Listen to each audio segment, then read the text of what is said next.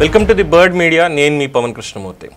నా supreme court chief justice B R Gavai గారి మీద చెప్పు విసిరినటువంటి సంఘటనలో మనం చాలా మాట్లాడుకున్నాం. చాలామంది చాలా రకాలుగా కామెంట్స్ అంటే మీ అభిప్రాయాన్ని తెలియజేశారు. ఫైన్, ప్రతి ఒక్కళ్ళ అభిప్రాయానికి వాల్యూ ఉంది, అందులో డౌట్ లేదు.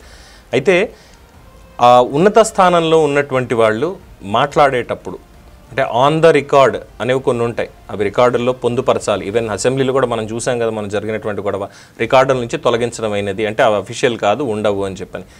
ఈవెన్ అనఫిషియల్గా మాట్లాడుకున్నా కూడా కొన్ని మాటలు ఎలా ఉంటాయి అంటే న్యాయ వ్యవస్థ మీద న్యాయమూర్తులే జోకేస్తున్నారా అన్నటువంటి అభిప్రాయాన్ని కలిగించేలా ఉన్నాయి. అంటే మరి సమంజసమైన వాటిని ఆ వ్యాఖ్యలు సమంజసమేనా అని అడగాలనిపిస్తోంది.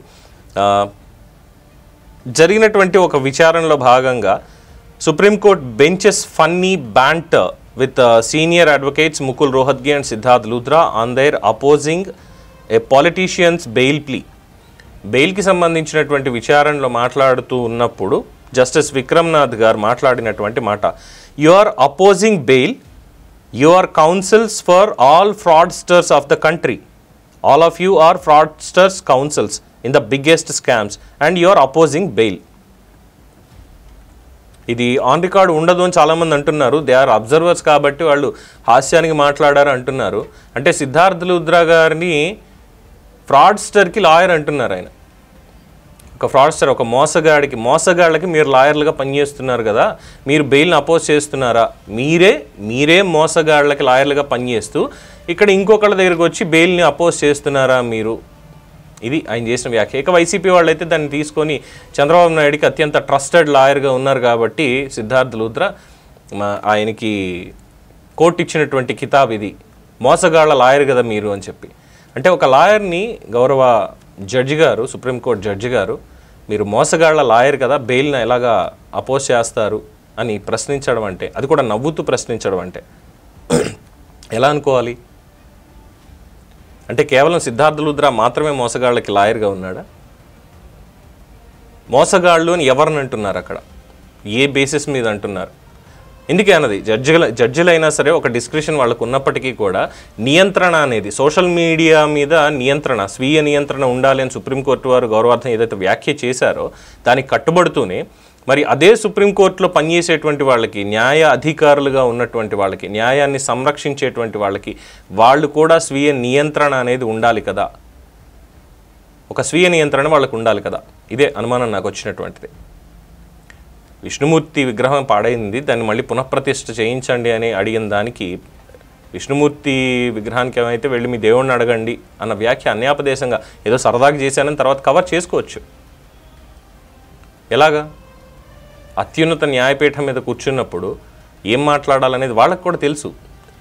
ఆ స్థాయికి వెళ్ళారు వాళ్ళు, అలా తెలుసు కాబట్టి, అలా ఉన్నారు కాబట్టి వెళ్ళారు. కానీ వెళ్ళిన తర్వాత ఇలాంటి మాటలు మాట్లాడడం అంటే సమంజసం అది? అలాగే ఇప్పుడు ఒక డబుల్ మర్డర్ కేసులో మేము కూడా పొరపాట్లు చేస్తామేమో అని చేసినటువంటి సుప్రీంకోర్టే ఇప్పుడు మీరు ఫ్రాడ్స్టర్స్కి కౌన్సిల్స్ కదా అంటూ సిద్ధార్థ్ లూథ్రాని, ముకుల్ రోహత్గిని అనడం అనేది, ముఖ్యంగా అది సిద్ధార్థ్ లూథ్రాకి సంబంధించి ఆయన్ని మెన్షన్ చేస్తూ అన్నటువంటి మాటలు ఇవి. జే Vikram Nath, you are opposing bail, your councils for the all fraudsters of the country, all of you are fraudsters councils in the biggest scams and you are opposing bail. మీరు బెయిల్ని అపోజ్ చేస్తున్నారా? దేశంలో జరిగినటువంటి అనేక పెద్ద పెద్ద స్కామ్లో ఉన్న మోసగాళ్ళకి మీరు కౌన్సిల్స్గా ఉన్నారు, మీరు లాయర్లుగా ఉన్నారు. అలాంటిది మీరు ఇక్కడికి వచ్చి బెయిల్ అపోజ్ చేస్తున్నారా అని జోక్ పేల్చారు.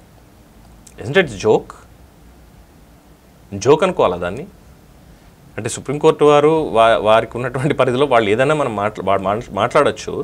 బట్ ఎవరిని ఇక్కడ మోసగాళ్ళు అంటున్నారు అనేది, ఏ స్కామ్లు అంటున్నారు అనేది, మరి అదే సుప్రీంకోర్టులో లాయర్లను కానీ లేదంటే తీర్పులు ఇచ్చినటువంటి జడ్జిలను కానీ ఒక మాట అనడానికి ఉంటుందా? అండ్ ఇప్పటివరకు కండిషనల్ బెయిల్స్ మీద ఉన్నటువంటి వాళ్ళు ఎవరైతే ఉన్నారో, అధికారంలోకి వచ్చి రాష్ట్రాలని నాశనం చేసిన వాళ్ళు ఎవరైతే ఉన్నారో, పెద్ద పెద్ద స్కాముల్లో ఉన్నారో, మరి వాళ్ళకి తీర్పులు ఇచ్చినటువంటి న్యాయాధికారులని కూడా స్కాములు చేసినటువంటి వాళ్ళందరికీ కూడా బెయిల్స్ ఇచ్చారు, తీర్పు ఇచ్చారు. అలాగా మీరు కూడా అని అంటే దగ్గర నేను ఆపేస్తాను, దాని తర్వాత మళ్ళీ మాట్లాడుకుందాం. దీని మీద ముందు మీ అభిప్రాయాన్ని కామెంట్స్ రూపంలో తెలియచేయండి. ఆ కామెంట్స్ కరెక్టా కాదా చూస్తూనే ఉండండి ది బర్డ్ మీడియా. ఈ వీడియో కనుక మీకు నచ్చినట్టయితే లైక్ చేయండి, షేర్ చేయండి, సబ్స్క్రైబ్ చేయండి. అలాగే పక్కనే ఉన్న బెల్ ఐకాన్ని క్లిక్ చేయండి.